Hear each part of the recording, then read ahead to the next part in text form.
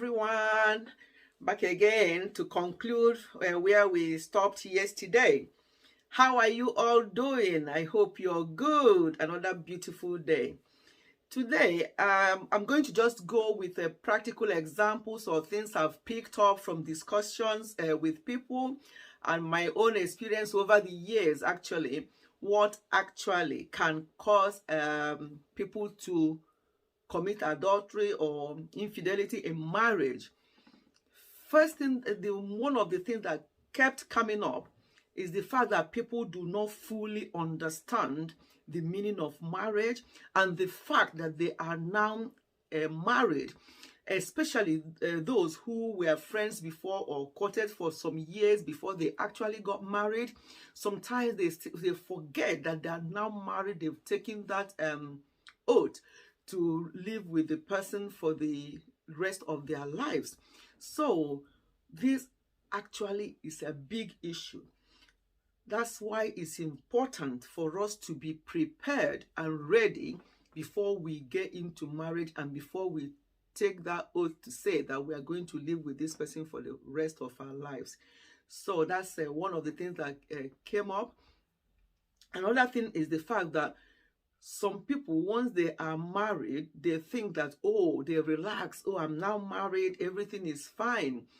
Everything is not fine, because marriage is a school that you do not graduate from.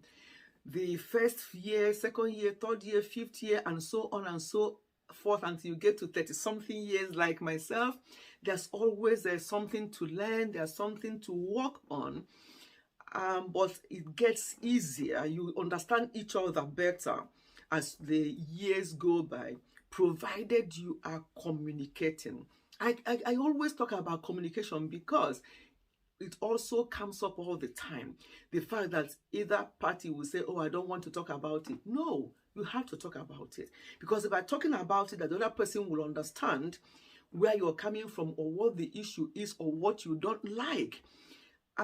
When I say that love is not the foundation of marriage, I'm not saying love obviously holds the marriage together, makes the marriage to last, but it's not the foundation, because if you don't have full understanding of marriage, that's why that woman I gave an example yesterday would turn around and say, I don't love you anymore. So we have to work on that marriage, understand marriage fully, and know why we are getting into it, and know that it's going to be for a very long time, for the rest of our lives, until death do us part. So once we have that understanding, some of the issues occurring in marriages and people looking elsewhere may not be happening. So let us have full understanding of marriage. Let us have a full understanding of who we are marrying to, and talk about things. If there are things you notice, talk about them immediately. Don't wait and say that it doesn't matter. It's very, very important. Also, examine your own needs and the needs of your husband or your wife. Examine these needs, and also don't be selfish. Make sure that you are working hand in hand with each other. If your husband, do not deny each other, because that's something that keeps coming up as well. When there's a little quarrel, the woman will turn her face the other way. The man will, I don't want this, don't touch me, this and that. All those can lead somebody to start going, your husband or even your wife, to start going elsewhere, and causes all these problems, a problem of infidelity in marriage and committing adultery, because the person think that, oh, they're no more interested in me, so what's the point? And they start looking, and somebody, they go out there and somebody else admires them. Yeah, that's another thing. Also, making yourself look presentable. You don't have to spend too much money to look presentable. Just something smart. Just make sure that you package yourself properly, no matter the number of years of marriage, and your husband will always find you attractive, and it will be difficult for him to even start looking elsewhere. But some women, we can do better, women. So we just think that, oh, we have finished having our children, we just let ourselves go, and don't even maintain ourselves as we should. And that's when they start looking elsewhere, and vice versa. So men are the same. I'm going to be talking for both here. Some men will just leave themselves carrying themselves about like that. After all, I have a wife in the house, and they don't look after themselves. Please, we can do better. So these are the things I've picked, some of the things I've picked up that actually causes this infidelity, and also causes people to commit adultery. I've talked about intimacy and be romantic. I know that there's always that African men are not romantic, but I'm sure most of them are. Be more romantic, be intimate, use kind words, call each other nice names. You know, it's not everything that you have to talk about. It's not everything that you have to talk about as in negatively. It's not everything that you have to condemn. For example, sometimes your wife might cook, and maybe in her own, she's thinking, oh, this food, I don't really like how it turned out. It's not very nice. And then she may ask you, what do you think? Is the food okay? And instead of you being diplomatic, you say, yeah, actually, it's not good at all. It's not like your food. There's no salt. There's too much salt. There's pepper. There's too much pepper. And things like that. No. I know that sometimes I will do something that I'm not very happy with. And then, I'll say to my, oh, yeah, he's fine. I said to him, I know that's what we are going to say. You never say that he's not good, you know. But so these are some of the things you do to make that person feel, and not condemning them immediately. And there's a story of a wife making toast for her husband that came back from night work, or maybe the wife came back, I can't remember, tired, and the toast was burnt and there's no more bread left. So she can't even throw that one away. So she served that toast to her husband like that. And their young son was like, no. And then their young son was like, but that's a burnt toast. And how can you eat like? He said, no, it's okay. I love burnt toast. It doesn't matter. So later on, when the wife actually left, the son asked the dad, did you actually love burnt toast, Dad? Because you have not eaten, I haven't seen you be eating. He said, no, I don't really, but I have to, have it because your mom made an effort to make that toast, and there's no more bread left in the house, and I don't want her to feel bad. So these are the small things you can do. It's not everything that you see, either party, your husband or wife, that you have to say or condemn or nag. And they say that we are nagging, women nag a lot. So men are like that as well. They cannot just see something and let it go. Because some of the people I speak to, I pick these things up, that it's not just women. Men can also be like that. Appreciate your spouse. Appreciate them for who they are. Affirm them. Make them know that they are your king and you are their queen. Just affirm them. Say nice things. Because if you don't, somebody else might go out there and say that to them. And being human beings sometimes, if they're not fully fulfilled at home, they might start, derailing. I know that it's not an excuse, but these things happen. So these are some of the things that we have to do to help our marriages and to avoid these things happening. Another thing is avoid jealousy.